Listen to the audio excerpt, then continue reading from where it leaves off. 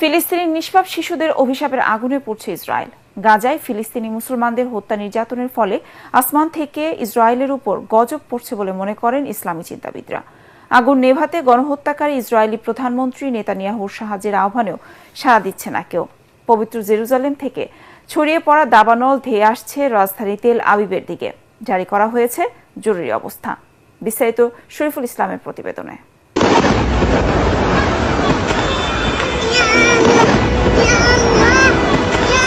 অবরুদ্ধ গাজায় নিরীহ ফিলিস্তিনি মুসলমানদের ওপর ইসরায়েলি বাহিনীর বর্বরতা ও নৃশংসতায় ক্ষোভ আর শোকে স্তব্ধ গোটা দুনিয়া। শিশু কিশোরদের নির্বিচারে হত্যার জন্য ইহুদি ইসরায়েলের ধ্বংস কামনা করে চলছে প্রার্থনা, দিচ্ছে অভিশাপ।